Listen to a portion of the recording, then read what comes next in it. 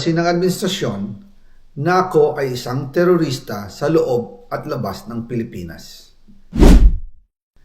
Para mailibing ako kasama ang katotohanan kahit saan man ako pumunta. Sinabi na agad sa akin ni Speaker Romualdez na kailangan ko makapag-deliver ng 2 billion pesos kada buwan para sa pagdi-deliver ng male-maletang pera patungo sa bahay ni Speaker. Ang sinabi mismo ni Speaker Martin sa akin na hati sila ni Pangulong Marcos sa perang yon para gamitin bilang bagsakan at imbakan ng pera mula sa mga SOP, collection at deliveries na para sa Pangulo. Huwag mo akong pigilan sa mga insertions ko. Huwag ka nang makialam sa budget. Ang gusto niya ng 50 billion pesos na insertion. Ngunit ang sagot ng Pangulo, humingi ka ng bago or dagdag na insertions.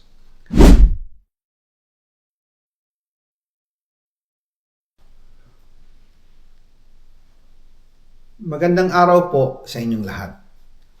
Bago ko ipagpatuloy ang aking paliwanag, nais ko munang magpasalamat sa inyo. Maraming salamat sa inyong bukas na isipan, sa inyong pasensya, at sa pagtanggap ninyo sa mga impormasyong aking ibinabahagi.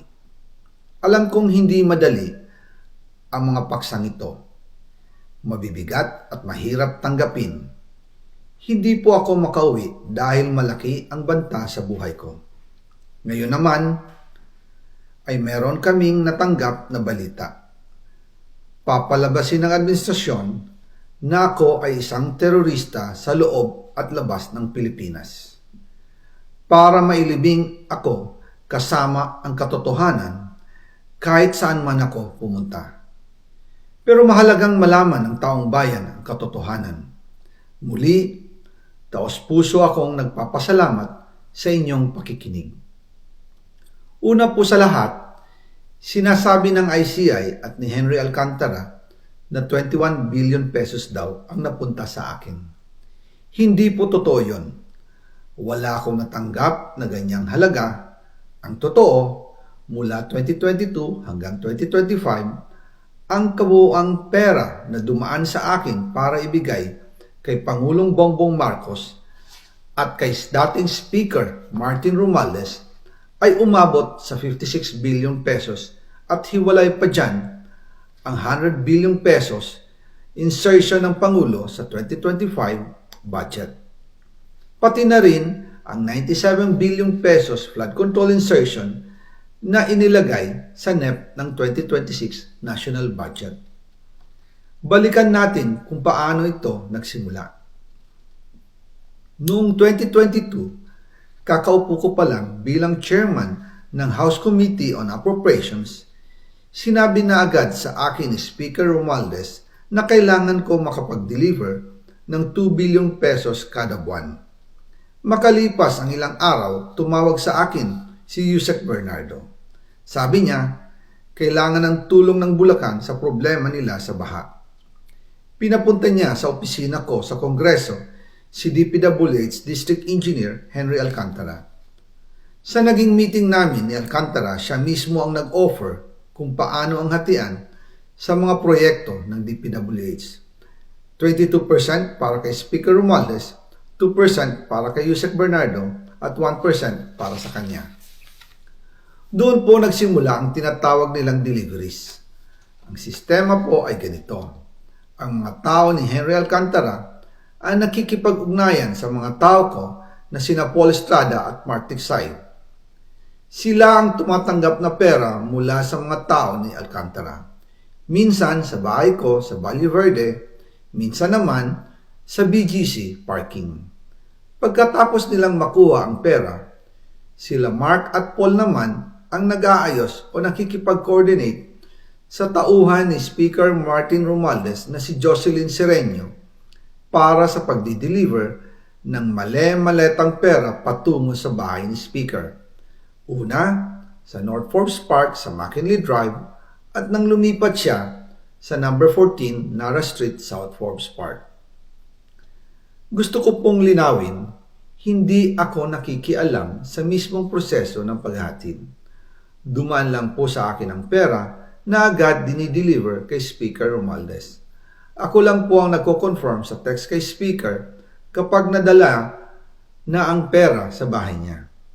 At lahat ng ito, mula sa unang utos noong 2022 hanggang sa huling delivery noong 2025. Umabot sa mahigit 55 billion pesos plus ang naihatid sa bahay ni dating Speaker Martin Romualdez. Madalas hindi nabubuo ang hinihinging 2 billion pesos bawat buwan ni Speaker, kaya iyan ang final total. Ang sinabi mismo ni Speaker Martin sa akin na hati sila ni Pangulong Marcos sa perang yon. Ang listahan ng mga deliveries na ito, kung kailan, magkano, at saan dinala, ilalabas ko po kasabay ng video na ito. Noong November 2024, habang nasa proseso kami ng pagtatalakay ng budget, nakipag-meeting sa amin ni Speaker Martin si Yusek Jojo Cadiz. Sabi niya, masama raw ang loob ni Pangulong Marcos, wala raw siyang natatanggap na remittance. At dahil laging napapagalitan si Speaker Martin ng Pangulo mula September hanggang November, inutusan niya ako na mag-deliver ng 1 billion pesos para kay BBM. Ayon pa kay Yusek Jojo, nang ipaalam niya ito sa Pangulo, ang utos sa kanya ng Pangulo ay mag-ingat at siguraduhin si Yusek Jojo lang ang maghahatid. Ang instruction po sa akin ni dating Speaker Martin Romualdez ay dalhin sa number 30 Tamarind Street, South Forbes Park at ibigay kay Yusek Jojo Cadiz dahil ito raw ang drop-off point na malapit sa bahay ng Pangulo. Sinabi rin po sa akin ni Speaker Martin Romualdez na si PBBM ang nag-utos sa kanya na bilhin ang bahay sa number 30 Tamarind Street para gamitin bilang bagsakan at imbakan ng pera mula sa mga SOP, collection at deliveries na para sa Pangulo. Noong December 2, 2024, personal kong i-deliver ang 200 million kay Yusek Jojo Cadiz sa number 30 Tamarind Street, South Forbes Park. Ayon sa kanya, dadalhin daw niya ito sa bahay ng Pangulo sa number 41 Nara Street, South Forbes Park. Kasunod nito, noong December 5, 2024, muli akong nag-deliver ng 800 million sa parehong address at Yusek Jojo Cadiz pa rin ang tumanggap. Sabi niya, iyon naman ay dadalhin sa bagong bahay ng Pangulo sa South Forbes Park. Sa kabuuan, 1 billion pesos ang personal kong naihatid. Ako mismo ang nagbigay ng pera, kasama ang aking driver at mga tauhan. At lahat ito ay base sa direktang utos ni Speaker Martin Romualdez. At dyan po nabuo ang kabuuang halagang 56 billion na ipinadala mula 2022 hanggang 2025. Pero kahit na na-deliver na ang 1 billion pesos para kay Pangulong Marcos at kahit na naisama na rin sa 2025 budget ang 100 billion pesos insertion sa pamamagitan ng BICAM Committee, ayon mismo sa utos ng Pangulo, nagagalit pa rin daw si BBM.